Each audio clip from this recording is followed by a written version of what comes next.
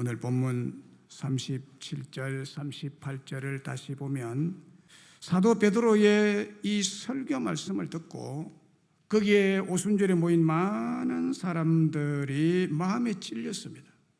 그래서 형제들아 우리가 어찌할꼬 하며 구원을 원하고 구원을 요청하는 그 마음의 절규가 있는 자들에게 사도 베드로가 이렇게 말했습니다.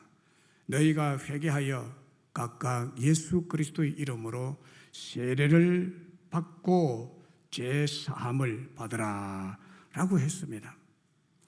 지금까지 지은 죄를 회개하고 그리고 각각 개별적으로 예수 그리스도의 이름으로 세례를 받고 죄 사함을 받으라고 말씀했습니다.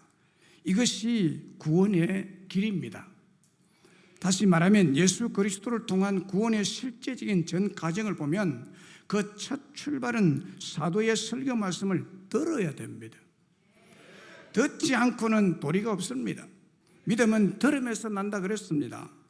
그 다음에 그 말씀을 듣고 마음의 찔림, 마음의 가책, 심령의 울림, 어찌할꼬에 죄악에 대한 절망적인 탄식과 함께 구원의 요청이 있어야 됩니다. 어떻게 해야 구원을 받겠느냐? 이 절망적인 상황에서 사도 베드로의 설교를 듣고 나니까 절망적인 상황인데 어떻게 해야 되겠느냐? 구원의 요청이 있어야 됩니다. 그리고 회개하고 세례를 받음으로 죄 사함을 받게 되는 것입니다. 이것이 거듭남이고 이것이 새로운 피조물이 되는 것입니다. 이 새로운 피조물인 죄 사함을 받은 사람들에게 주시는 선물이 있는데 그것을 가리켜서 38절에서 성령의 선물이라고 했습니다. 이렇게 하면 너희가 성령의 선물을 받을 것이다. 성령님이 죄 사함 받은 사람들이 주시는 선물이 있습니다. 그 중에 첫 번째 선물과 두 번째 선물에 대해서 지난 2주에 걸쳐서 말씀을 이미 드렸습니다. 첫 번째 선물은 하나님의 말씀을 주신다. 그리고 이 말씀을 해석하고 가르치고 삶에 적용해서 이렇게 살아야 된다고 사람들의 마음을 경신하고 부흥케 하는 말씀의 사역자인 사도를 선물로 주셨다고 그랬습니다. 오늘날 사도의 후예들인 목사를 여러분들에게 주셨다는 거예요. 오늘도 우리는 꼭 같은 본문의 말씀으로 성령님께서 우리에게 주시는 세 번째 선물, 그 세 번째 선물은 우리에게, 여러분에게 이 교회를 주셨다는 거예요. 교회가 없으면 어떻게 될까요? 본문 41절과 42절에 보면은 그 말을 받은 사람은 세례를 받음에 이날에 신도의 수가 3,000이나 더하더라. 46절에도 보면 날마다 마음을 같이하여 성전에 모이기를 힘쓰고 42절에 그들이 사도의 가르침을 받아 서로 교제하며 떡을 떼며 오로지 기도하기에 힘쓰니라고 했습니다. 이 말씀은 처음 교회, 최초의 교회, 초대교회가 탄생하고 생겨나게 된 사건을 말해주고 있습니다. 교회란 주 예수님을 믿음으로 죄사함 받고 세례받은 사람들의 모임입니다. 다시 말하면 성령님께 주시는 죄사함의 선물과 세례를 선물로 받은 믿는 사람들이 각각 자기의 갈 길과 자기 개인의 삶의 목적을 따라 다 흩어져 사라지지 아니하였다는 사실입니다. 죄사함 받았으면 이제 뭐 홀홀 날아서 뭐 자기 가고 싶은 대로 가면 될 건데 안 갔다는 거예요. 44절에 믿는 사람이 다 함께 있었다 그랬어요. 46절에 날마다 마음을 같이해서 성전에 모이기를 힘썼다라고 했습니다. 말하자면 자발적 모임, 이것이 교회인데 어떻게 믿는 사람이 각각 제 갈 길로 가지 아니하고 또 흩어지지 아니하고 다 함께 있었을까요? 바로 이 점이 교회란 사람이 인위적이고 물리적인 힘이나 강압하는 건세로 이루어진 모임이 아니라 성령의 감동하심으로 너무 기뻤어 너무나 새로운 세계의 체험, 천국의 감격으로서 그냥 함께 있고 싶었던 것입니다. 누가 있으라고 말하지 않았어요. 이 사람들이 있으라고 해서 있을 사람들이 아니에요. 그런데 이들이 함께 있었대요. 마음을 같이 성전에 모이기를 자기들이 힘썼대요. 이 사실이 교회란 성령님께서 선물로 주신 공동체라는 증거입니다. 바로 세례받은 남자 장정의 수만 3,000명이나 되었는데, 바로 이때는 여러분 어떤 때인가 하면 그리스도 예수님을 십자가에 못 박아 죽인 사두개파, 바리새파, 제사장들, 장로들의 서슬이 시퍼렇게 살아있고 피파의 칼날이 번쩍이고 예수를 따르는 제자들과 이 초대교회에 대한 악감정이 고조되어 있던 때입니다. 평화로운 때가 아닙니다. 로마의 압정에 시달리고 있었던 때입니다. 이 점을 감안한다면 더더욱 함께 모여있다는 것은 위험천만한 일이었습니다.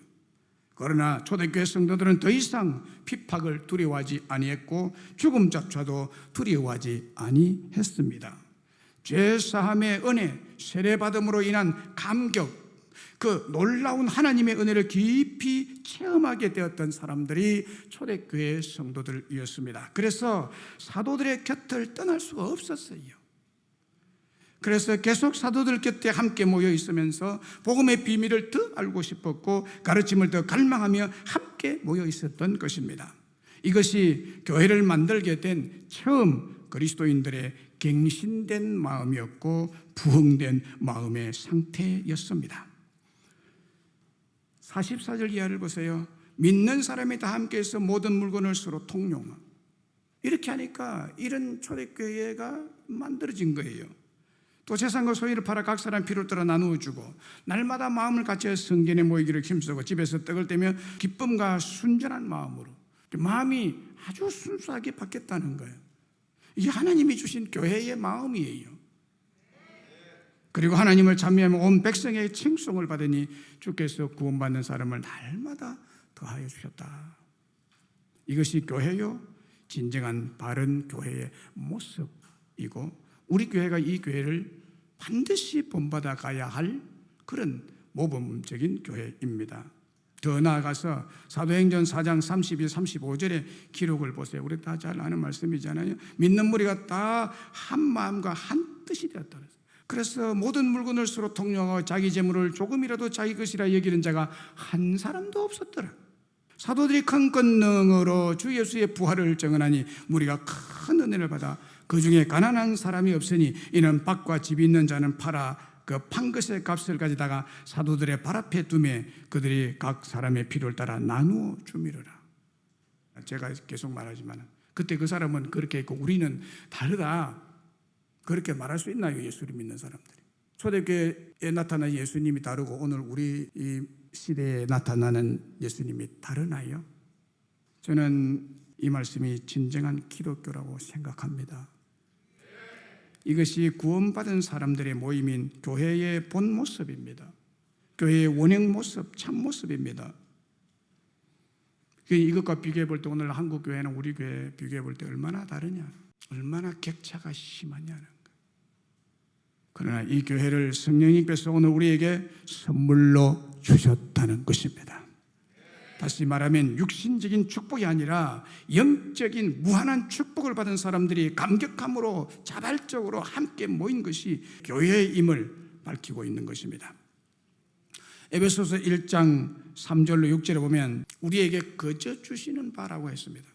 공짜로 주시는 성령의 선물인 하늘에 속한 모든 신령한 복을 받은 사람들, 예수 그리스도로 말미암아 거룩하고 흠이 없는 하나님의 아들들이 모인 교회의 한 가족이 되게 하셨다는 말씀이에요. 여러분, 이 얼마나 놀라운 축복입니까? 이 놀랍고 감격스러운 교회의 축복을 말하면서 사도 바울은 바로 첫 마디가 찬송하리로다. 첫 1절, 2절은 인사말이고요, 3절이 첫째 말인데 첫째로 말하는 것이 너무너무 감격스러워서 그냥 감격을 이기지 못해서 제일 먼저 내뱉은 말이 교리를 말하기 전에 찬송하리로다 이렇게 외치고 있습니다. 여러분 보세요. 우리와 같은 죄인을 창세전에 그리스도 예수 안에서 예정하시고 택하셔서 하나님 자신의 외아들인 예수님처럼 우리를 각자의 아들들로 삼으셨다고 그랬어요. 우리를 하나님의 아들들로 삼으셨다고.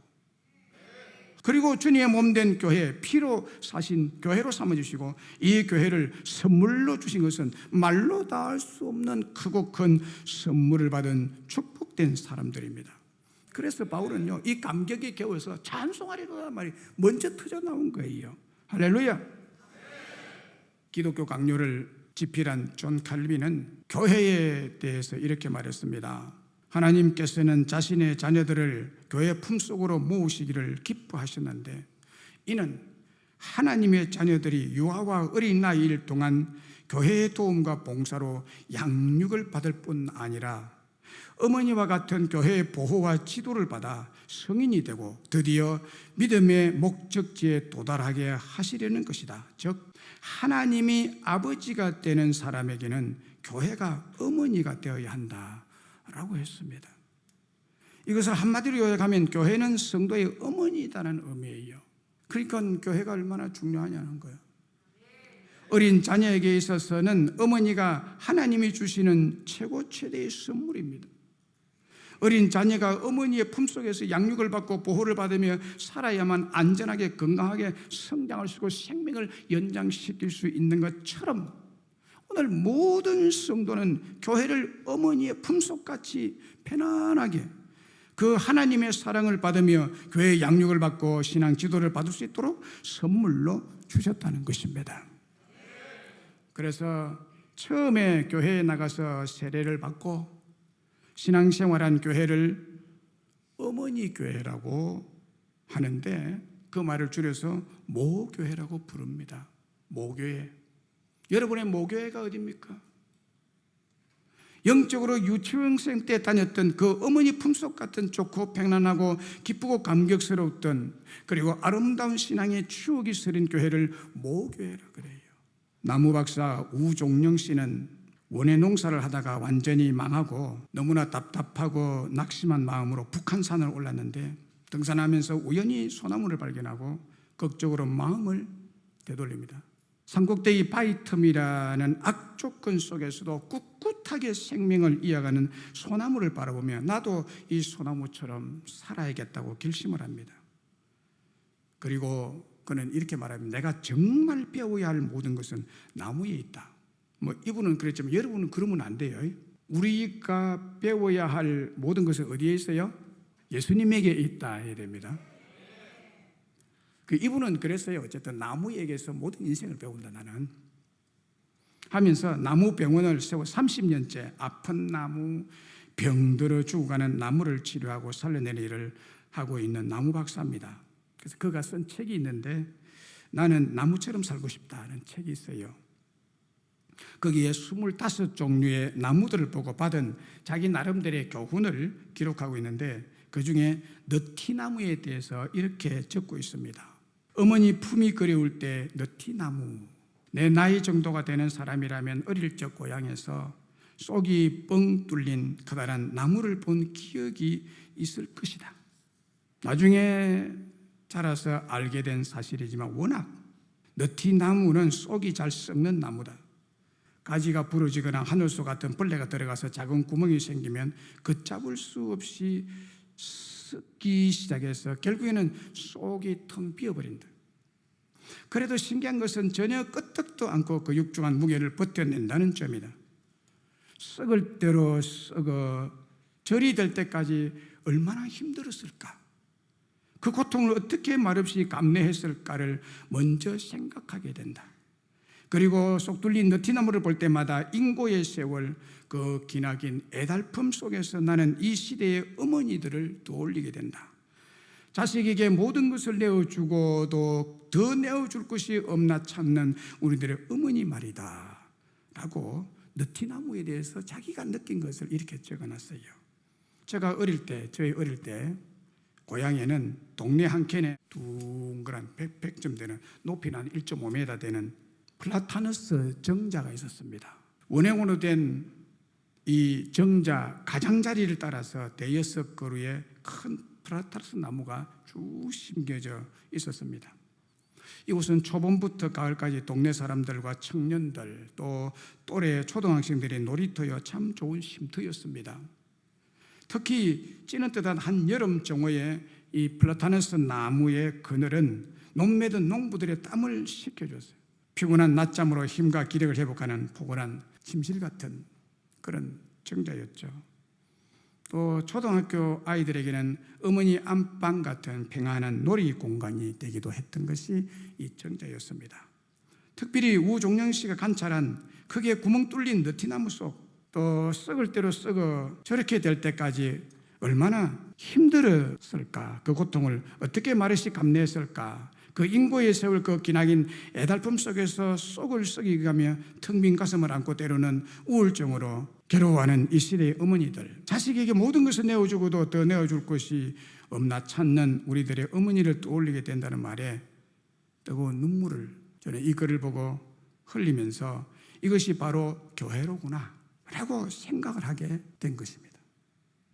나무박사 우종령 씨의 느티나무에 대한 느낌이 전달되면서 그때는 저도 몰랐어도 지금 생각하면 저희 고향에 있던 플라타너스 정자도 꼭 포근한 어머니 품 같은 교회의 이미지를 가진 아담하고 아름다운 플라타너스 정자였습니다. 그렇습니다, 여러분. 교회는요, 우리들에게 느티나무 정자와 플라타너스 정자와 같은 성령의 선물인 어머니 품속입니다. 쏙 뚫린 느티나무처럼 인고의 세월, 모든 것을 희생해서 우리들에게 속이 썩어 들어가면서도 주는 곳이 교회입니다. 우리 예수님의 핏값을 주고 사신 몸된 교회를 하나님은 저와 여러분에게 값없는 선물로 주신 줄로 믿습니다. 여기서 우리는 모든 것을 얻을 수 있죠. 사도행전 20장 28절에 여러분은 자기를 위하여 또 온 양떼를 위하여 삼가라. 성령이 그들 가운데 여러분을 감독자로 삼고 하나님이 자기 피로 사신 교회, 자기 피로 사신 교회를 보살피게 하신다니라. 이 말씀을 좀 의역하면은 하나님 자신의 소유, 즉 하나님이 자기 피로 사신 교회를 성령이 에베소 교회 성도들에게 온 양떼를 위하여 선물로 내어주시다는 뜻이에요. 에베소 교회를 바울이 개척했지만 바울 소유가 아니에요. 하나님이 자기 피로 사신 교회라고 해요. 그래서 교회는 하나님의 소유예요. 이것을 우리에게 무상으로 사용하도록 선물로 주신 거예요.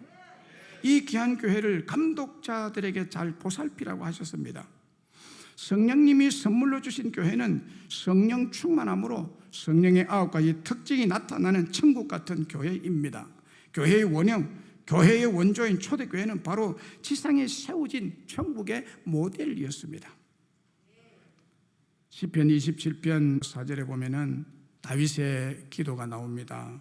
내가 여호와께 바라는 한 가지 일, 그것을 구하리니 내가 내 평생에 여호와의 집에 살면서 여호와의 아름다움을 바라보며 그의 성전에서 사모하는 것이라.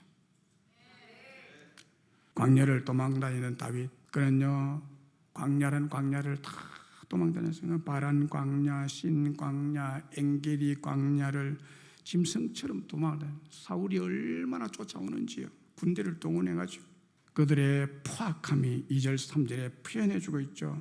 나의 대적들, 나의 원수들, 그 악인들이 내 살을 먹으려고 군대를 동원해서 나를 죽이려고 진지를 구축하고 쫓아왔다고 했습니다. 그래서 도망다니면서 혹시나 잡혀 개죽음을 당할까 봐 얼마나 떨림이 무수했을까요? 그가 피해 다니면서 한 가지 마음에 사무치도록 깨달은 사실이 있었습니다. 그것은 이 세상에 어디에도 안전한 곳, 피할 쉼터가 없었다는 사실입니다. 그러면서 그는 여호와의 성전, 하나님의 집을 생각한 거예요. 하나님의 집이 가장 안전한 곳이구나. 하나님의 집이 가장 평안한 곳이구나. 내가 갈 곳은 하나님의 집이야. 하나님의 교회야. 그러면서 내가 여호와께 한 가지 일을, 그것을 구하리니 내 평생에 여호와의 집에 살면서, 아멘. 10절에 보면요, 내 부모는 나를 버렸으나 여호와는 나를 영접하여 돌봐 주실 것이라. 이런 확신이 있었어요. 성전에 계신 여호와는 어머니보다도 더한 사랑으로, 더 온유와 기쁨으로 감싸 주실 것이라는 고백이에요. 그래서 다윗은 한 가지 소원을 고백하고 있는데, 성전에서, 곧 교회에서 그 하나님을 만나는 것이라고. 혹 이런 생각을 하시는 분 안 계십니까? 무슨 이런 시시한 소원이 다 있을까라고. 왜냐하면 우리는 매주 예배당에서 예배를 그냥 아주 쉽게 소원이랄 것까지도 없는데 뭐 이걸 가지고 평생에 단 한 가지 가장 하고 싶은 소원이라고 말하고 있을까? 이해가 잘 안 되는 부분이죠. 그런데 여러분에게 만약 하나님이 나타나셔서 네가 무엇을 원하는지 한 가지만 말해봐라고 반드시 들어주겠다고 한다면 무엇을 말씀하시겠습니까? 하나님의 성전인 교회에서 하나님과 함께 있고 싶다는 소원을 말할 분 계십니까? 그게 소원인 분이 계십니까? 정말 어려울 때, 사방이 다 막히고 대적자들이 뒤따르고 있을 때 한 가지 소원이 하나님의 교회에서 하나님을 예배하며 하나님과 함께 있고 싶다는 것이 유일한 소원이라고 말할 수 있겠느냐는 거예요. 다윗의 경우 원수요 대적자인 사울을 죽여달라고 그렇게 말할 수도 있겠죠. 블레셋을 망하게 해달라고 할 수도 있겠고, 하루빨리 자기가 왕궁으로 가서 높고 높은 보좌에 앉는 왕이 되게 해달라고 할 수도 있을 텐데, 다윗은 그 순간에 하나님의 집, 하나님의 교회에서 하나님과 함께 살며 여호와의 아름다운 것을 보면서 살고 싶다고. 이것이 왜 다윗은 다윗이냐를 구분짓는 결정적인 이유입니다. 다윗은요, 교회에서 평생에 살고 싶어 한 거예요. 그래서 그는 하나님이 거하시는, 자기가 예배를 드리고 하나님과 평생 하고 싶어 하는 그 평생의 소망이 성전을 지어 바치는 일이었잖아요.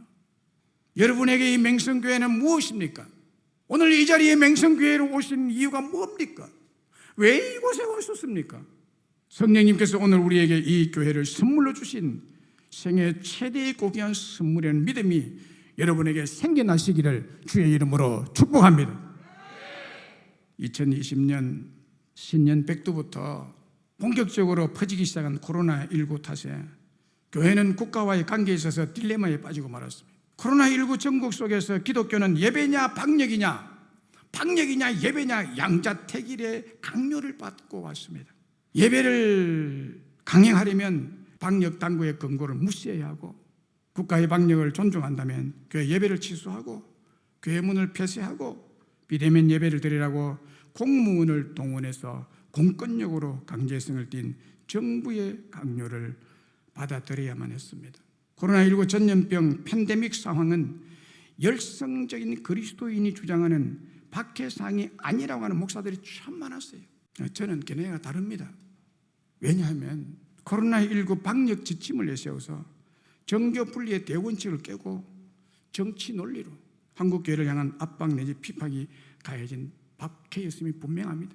코로나19로 기독교의 예배 모임이 전염병을 전파하는 근원지라고 생각하게끔 호도를 하고 강제로 교회 문을 닫고 비대면 예배를 드리라고 하고, 만약 위배 시에는 구상금까지 청구하는 박해를 가해왔습니다. 물론 과도한 반응을 보인 교회도 있었습니다마는 코로나19는 단지 전염병일 뿐입니다. 어떤 경우라도 심지어 전쟁 시에도 공권력을 동원해서 강제로 교회 문을 닫게 하는 것은 안 될 일입니다. 진정한 그리스도인 우리는 목숨보다 소중히 여기는 예배를 교회에 모여, 이 예배당에 모여 하나님께 드려야 합니다. 그래서 교회가 얼마나 소중한 영적 재산이고 선물인지 모릅니다. 그러면 교회는 어떤 교회가 되어야 할까요? 초대교회처럼 되도록 우리가 최고의 신앙심인 성령 충만해야 됩니다. 이들의 삶을 무엇으로 어떻게 설명할 수 있을까요? 이 사도행전 2장과 4장에서 이 초대교회 성도들이요, 그 모이기를 힘쓰고 뭐 있는 거 다 내놓고 참 이 그림 같은, 전설 같은 이 이야기를 우리가 성경에서 읽는데 이게 어떻게 가능했느냐는, 무엇으로 설명이 가능합니까? 성령 충만한 믿음이었다고밖에 설명할 길이 없습니다. 오늘 우리 교회가 초대교회처럼 될 수 있는 유일한 길은 성령 충만한 교회가 되어야 합니다. 사도행전 6장 3절로 7절에 보면은 초대교회의 신앙심을 보여주고 있죠. 형제들아, 너희 가운데 성령과 지혜가 충만해 칭찬 듣는 사람 7을 택하라. 우리가 이 일을 그들에게 맡기고 오로지 우리는 기도하는 일과 말씀 사이에 힘쓰리라. 온 무리가 이 말을 기뻐하여 믿음과 성령이 충만한 사람 스데반과 쭉 7명 니고라를 택하여 사도들 앞에 세우니 사도들이 기도하고 그들에게 안수하니라. 하나님의 말씀이 점점 왕성하여 예루살렘에 있는 제자의 수가 더 심히 많아지고 허다한 제사장의 무리도 이도에 복종하니라. 허다한 제사장의 무리도 이도에 복종하니라. 이 부분을 주목해 보셔야 됩니다. 허다한 제사장의 무리도 이도에 복종했다. 십자가의 도, 복음의 도, 부활의 도, 이 도에 복종했다고. 제사장들이. 초대교회 7 집사님들만 성령과 믿음과 지혜가 충만하고 칭찬 넣는 사람이 아니라 초대교회의 대부분의 성도들은 그 3,000명, 5,000명, 수만 명의 성도들은 성령이 충만한 신앙과 믿음을 소유한 성도들이었습니다. 그들을 통해서 기사와 표적이 일어났던 것입니다. 오늘날도 마찬가지입니다. 그 성령님은 오늘날도 우리에게 이렇게 역사하기를 원하십니다. 그런데 문제는 우리가 안 받아들이는 거예요. 이것을 하나님의 소원을 안 받아들이는 거예요. 성령 충만하셔야 됩니다.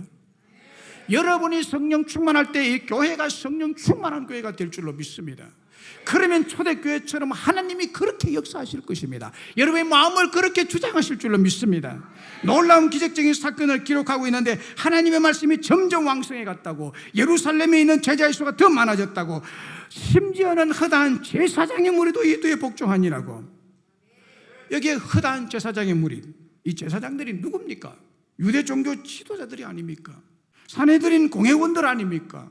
이들이 유대교를 버리고 제사장이라는 종교적 최고의 신분을 버려버리고 최고 의결기관인 산헤드린 공회원을 포기하고 자기들이 십자가에 죽인 예수의 십자가 부활의 도에 복종했다고요.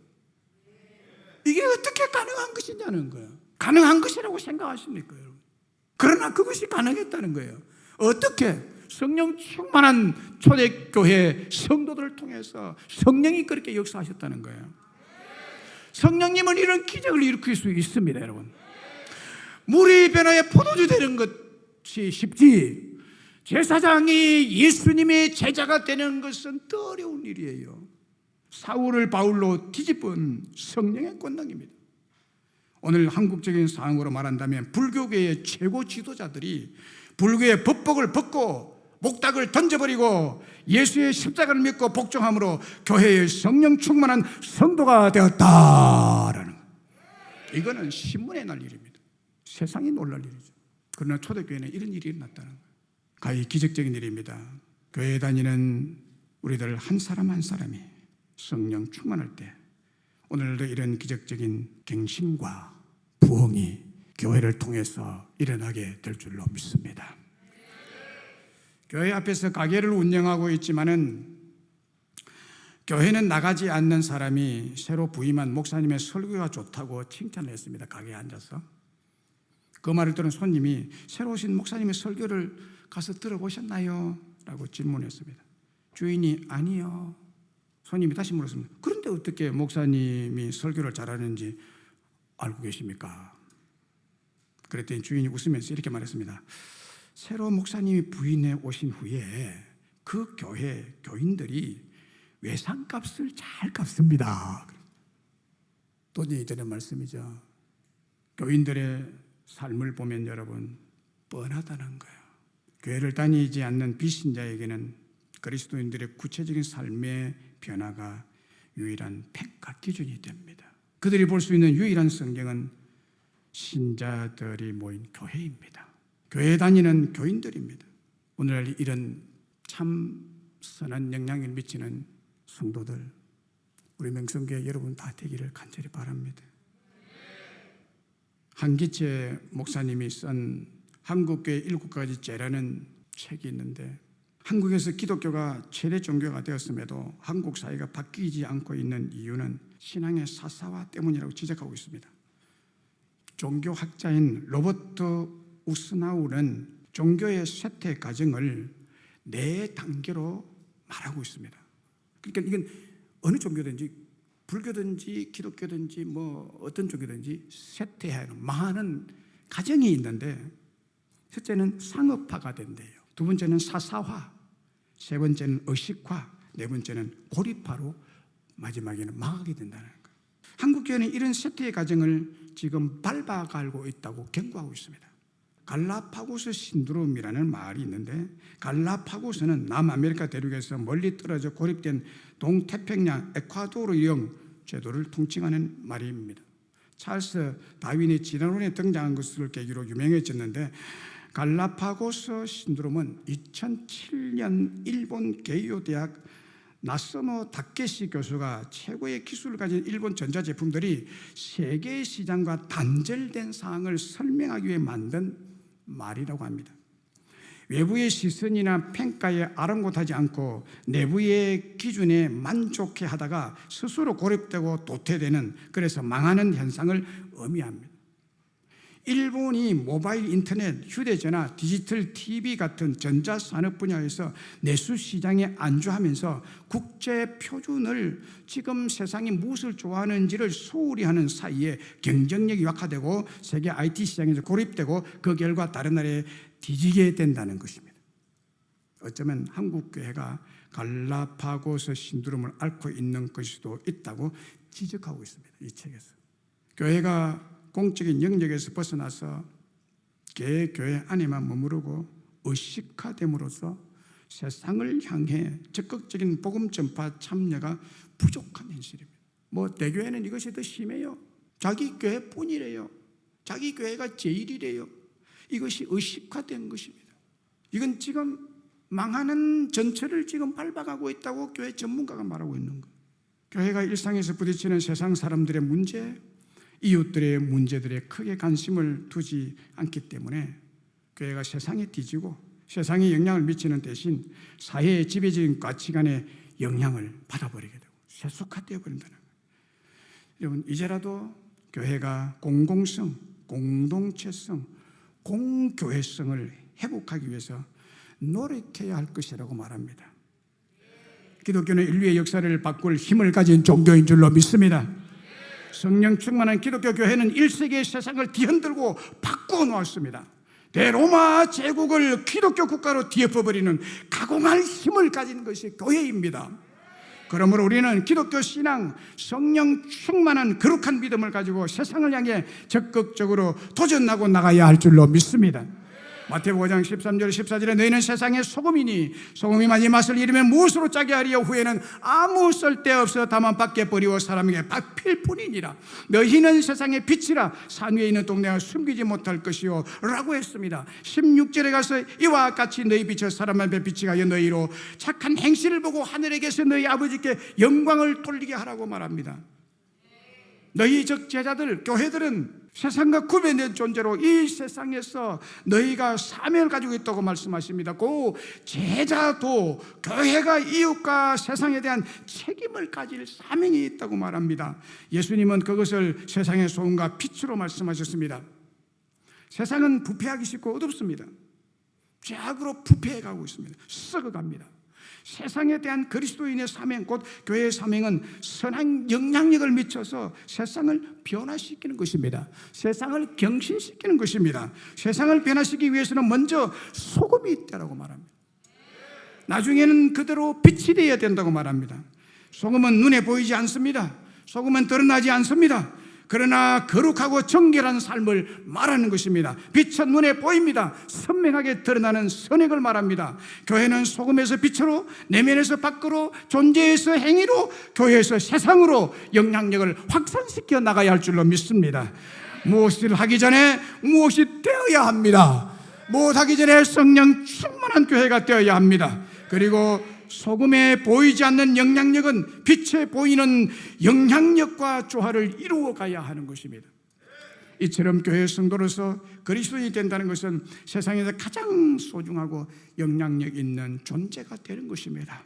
예수님은 오늘도 우리에게 말씀하십니다. 교회들이여, 성도들이여, 성령 충만하라, 성령 충만하라, 성령을 충만히 받으라 라고 말씀하고 있습니다. 말씀을 맺습니다. 성령님이 제사함 받은 사람에게 주시는 선물이 있습니다. 그 중에 첫 번째로 주신 선물은 하나님 말씀을 주셨습니다. 그리고 두 번째는 그 선물은 하나님 말씀과 그 말씀을 해석하고 적용해서 사람들의 마음을 갱신하고 부흥케 하는 말씀의 사역자, 사도를 선물로 주셨다고 했습니다. 그리고 오늘 성령께서 우리에게 주시는 세 번째 선물이 교회라고 말씀드렸습니다. 초대교회 같은 교회, 존 칼빈이 말하는 대로 교회는 성도의 어머니 품속 같습니다.